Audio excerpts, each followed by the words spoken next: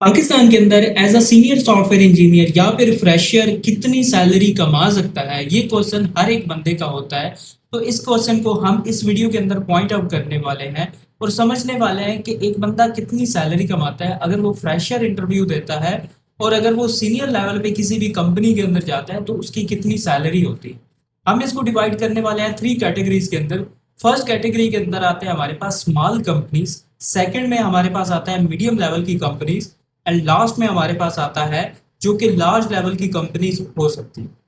यहाँ पे देखो, जो स्मॉल कंपनीज होती हैं वहां पर आपका जो इंटरव्यू का प्रोसेस होता है वो भी बात करने वाले हैं कि इंटरव्यू जो हमारे पास होगा स्मॉल कंपनी के अंदर, उसमें मेनली एक ही राउंड होता है जिसमें आपकी कोर भी देखी जाती है, जिसमें आपके फ्रेमवर्क लेवल पे आपका नॉलेज भी टेस्ट किया जाता है, और हो सकता है आपसे डीएसए भी पूछी जाए, डेटा स्ट्रक्चर एंड एल्गोरिथम। एक ही राउंड के अंदर चेक किया जाता है कि इस बंदे को कितनी चीजें आती हैं। उसके बाद अगर आप वो इंटरव्यू पास कर लेते हो तो आपको ऑफर मिल जाती है। मेनली जो ज्यादातर होता है इन कंपनीज के अंदर आपको 60K टू 120K तक सैलरी आपको प्रोवाइड की जाती है, और अगर इससे कम अगर आपको सैलरी दी जाए तो आपने निगोशिएशन लाजमी करनी है, ताकि जो सैलरी बेसिक है, टारगेट है मार्केट के अंदर, वो आपको मिल जाए। सेकंड हमारे पास आता है मीडियम लेवल की कंपनी, जिसमें एक राउंड भी हो सकता है, दो राउंड भी हो सकते हैं। मैंने ज्यादातर देखा है इसमें एक ही राउंड होता है, लेकिन एक राउंड के अंदर आपको सही तरह से टेस्ट कर लिया जाता है, जिसमें डीएसए भी पूछी जाती है, ऑब्जेक्ट ओरिएंटेड प्रोग्रामिंग भी पूछी जाती है, और कोर भी चेक की जाती है। अब कोर डिपेंड करता है, अगर आप पाइथन के लिए पोजीशन के लिए अप्लाई कर रहे हो तो वहां पे कोर पाइथन चेक की जाएगी, जावा के लिए कर रहे हो तो कोर जावा, जावा स्क्रिप्ट के लिए कर रहे हो तो जावा स्क्रिप्ट की जो कोर होती है वो आपकी चेक की जाएगी। उसके बाद उसका जो भी फ्रेमवर्क होगा वो चेक किया जाएगा कि आपका फ्रेमवर्क का जो नॉलेज है वो कितना है, क्योंकि इंडस्ट्री के अंदर कोर तो यूज नहीं होती, इंडस्ट्री के अंदर आपका फ्रेमवर्क यूज होता है, और फ्रेमवर्क का जो आपका नॉलेज है वो चेक किया जाता है, क्योंकि जो भी आप बैकएंड की एपीआई बनाते हो वो आप फ्रेमवर्क के अंदर ही बनाते हो, ना कि कोर के अंदर। थर्ड हमारे पास जो लास्ट आता है बड़ी कंपनीज। बड़ी कंपनीज के अंदर हमारे पास मेनली तीन राउंड होते हैं। फर्स्ट में हमारे पास एक कॉलिंग राउंड होता है जो कि एचआर से आपके पास होता है।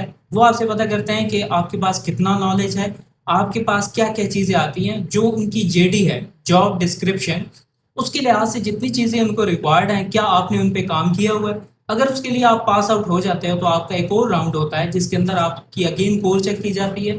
उसके बाद आपकी डीएसए चेक की जाती है, कोई एक या दो प्रॉब्लम दी जाती है, मेनली एक ही प्रॉब्लम होती है जो कि डेटा स्ट्रक्चर की होती है। अगर वो आप पास कर लेते हो तो आपका फ्रेमवर्क लेवल पे टेस्ट किया जाता है। फिर उसके बाद आपको क्लाउड का नॉलेज भी होना चाहिए, AWS क्लाउड हो गया, एज़्योर क्लाउड हो गया।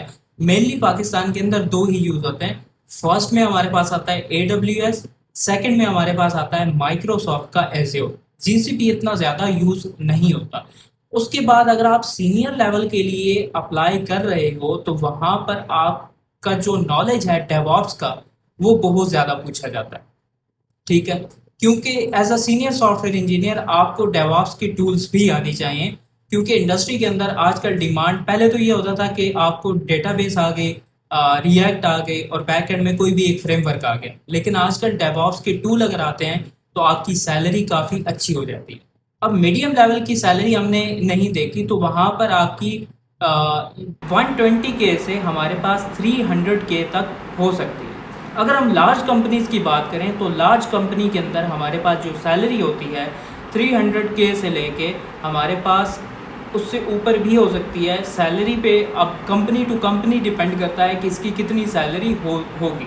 मेनली हमारे पास पाकिस्तान के अंदर जो मैक्सिमम सैलरी होती है वो तक हमारे पास होती है, क्योंकि इसमें जो टैक्स होता है वो आपका बहुत ज़्यादा लग जाता है। इस वीडियो के अंदर हमने बात की कि पाकिस्तान के अंदर कितनी सैलरी प्रोवाइड की जाती है as a fresher, as a senior software engineer. अब बात करते हैं इंटर्नशिप की। इंटर्नशिप की अगर हम बात करें तो इंटर्नशिप आपने कभी भी अनपेड नहीं करनी, हमेशा आपने इंटर्नशिप करनी है पेड, क्योंकि लोग क्या करते हैं खुद सी चीज़ें सीखते नहीं हैं और वो फिर कंपनी पे डिपेंड हो जाते हैं, ताकि मेरे पास कोई भी कंपनी आएगी मुझे वो स्किल सिखा देगी, अगर वो पैसे नहीं भी देती तो मैं काम कर लूँगा। लेकिन ये चीज़ गलत है। आपसे कंपनी अपनी तरह से सही तरह से काम करवा लेती है, लेकिन फिर पैसे आपको प्रोवाइड नहीं करती। तो आपने कभी अनपेड नहीं करनी, हमेशा पेड इंटर्नशिप करनी। Thank you.